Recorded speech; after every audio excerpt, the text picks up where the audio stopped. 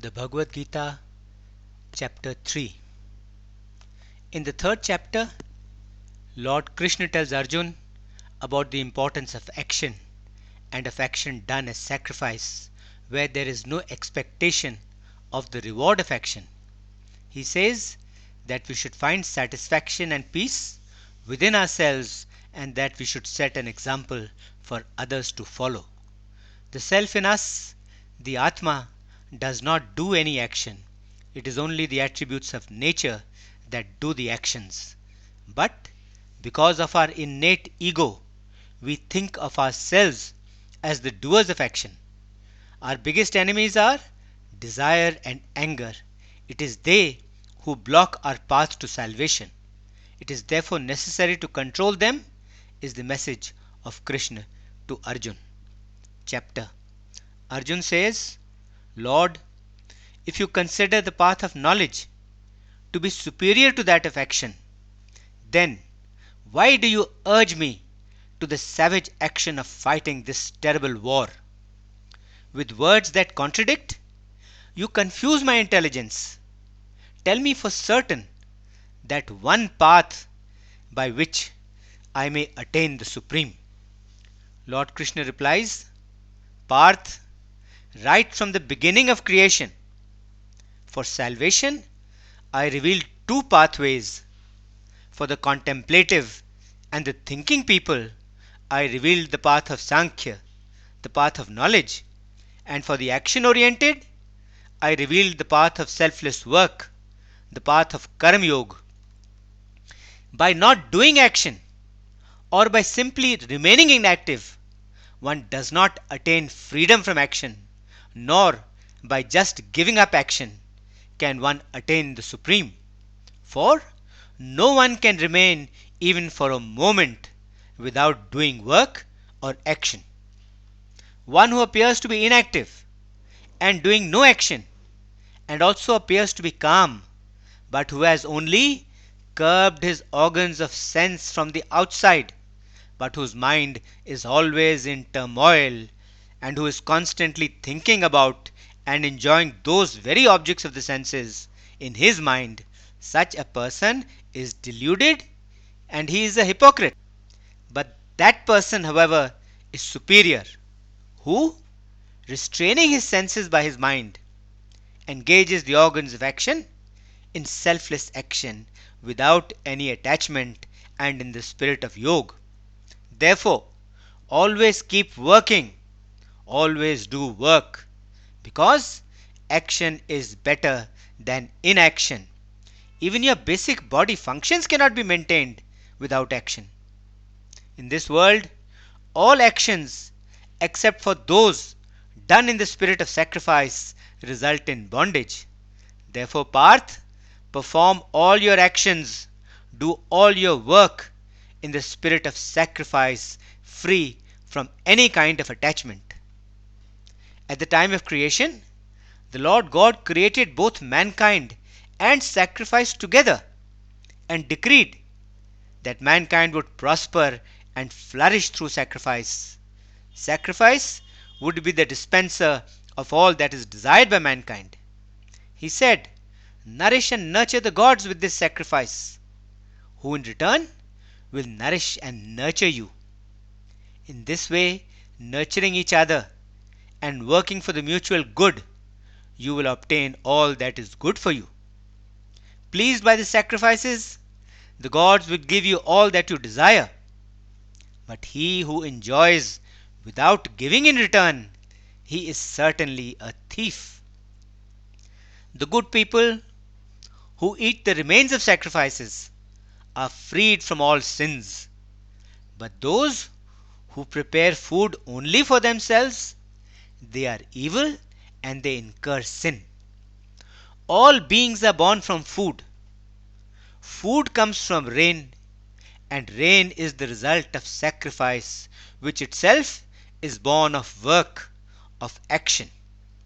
Know that the origin of work is in Brahma, and that Brahma is born from the Supreme Being, who has no decay. Therefore, the all-pervading, non-decaying Supreme Being is always present in sacrifice he pervades all sacrifices. In this world, one who does not help in the running of this cycle of life, such a person is of sinful disposition, lost as he is in the indulgence of his senses. Indeed, he lives in vain. But the person who finds bliss and satisfaction within himself, who finds bliss and satisfaction in his own Atma, for such a one there is no work left which is necessary for him to do. In this world, for such a person, there is nothing worth acquiring through the actions he has done or from the actions he has not yet done. He does not depend on anyone for achieving any of his desires. Therefore, Parth, always do all your actions, always do all your works without any selfish motives.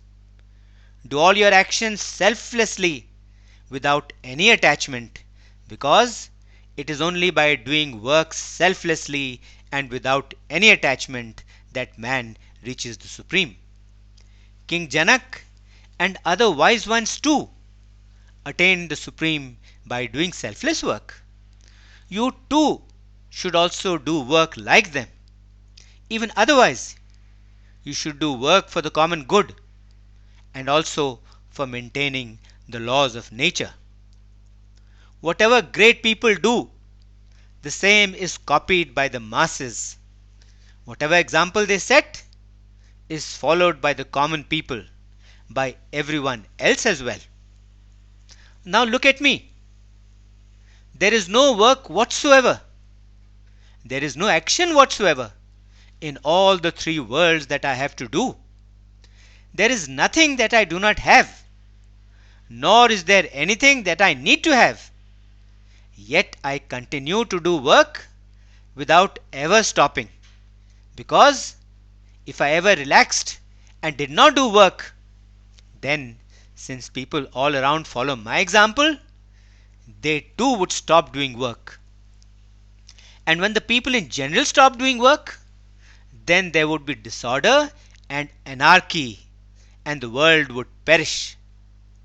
That this should not happen makes me always do work all the time, always alert and always watchful.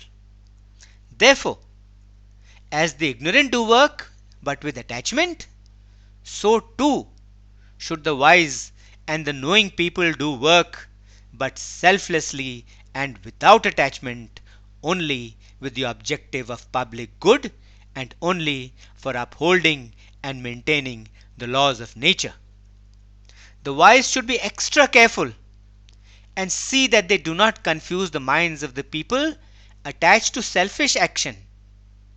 People who follow the path of selfless work should try to persuade others to the path of selfless work as well. Understand that all our actions are done only by the attributes of nature. But the person who is full of ego and who is under the grip and control of that ego, such a one thinks that he is the doer of action, while the action is in fact done by nature.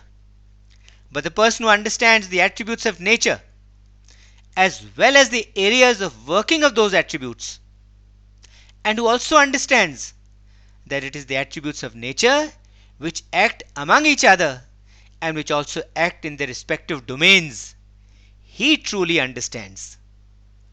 The attributes of nature interact and interplay with the senses and with the objects of those senses.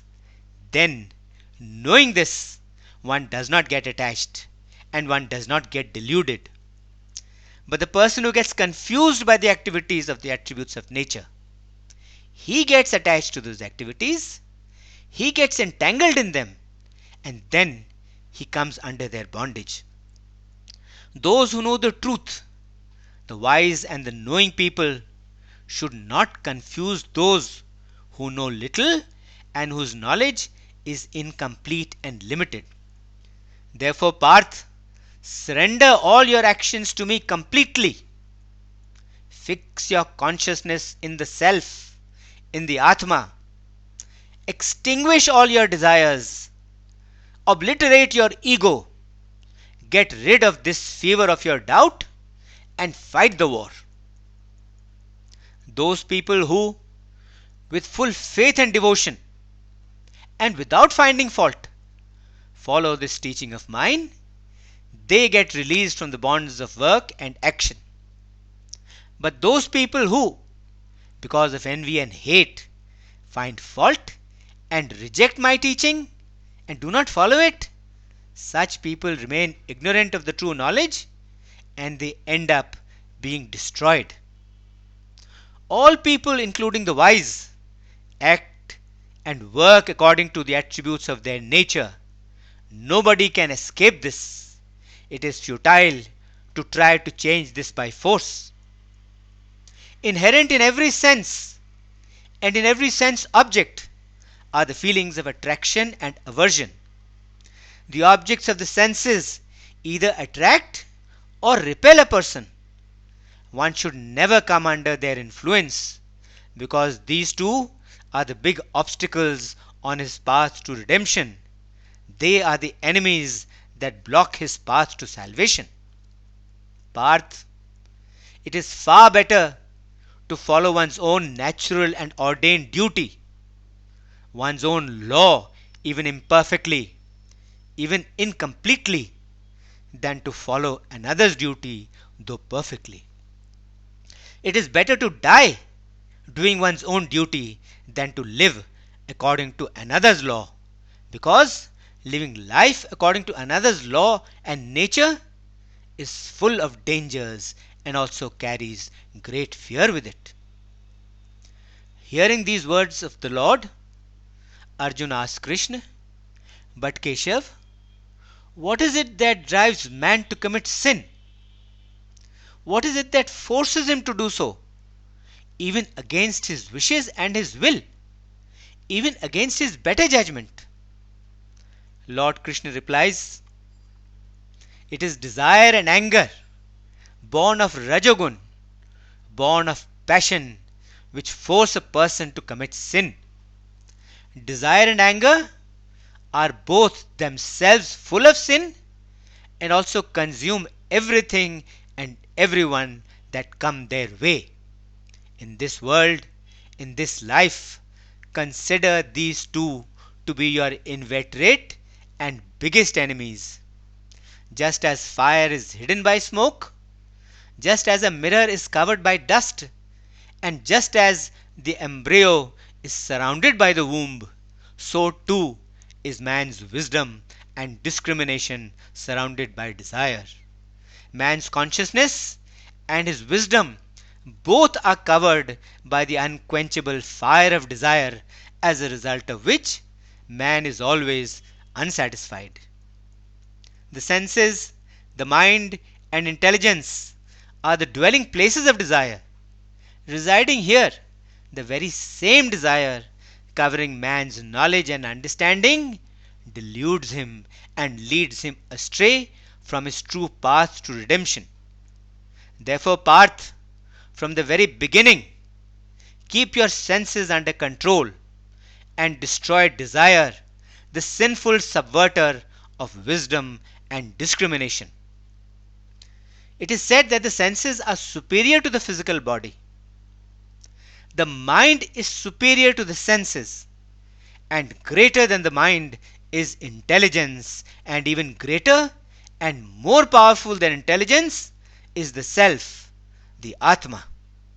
Thus, knowing the Atma to be more powerful than intelligence, then with that knowledge, control your mind and fix your Atma in that supreme spirit, in the Paramatma, and slay the enemy in the form of desire, the enemy so hard to reach, the enemy so difficult to get at.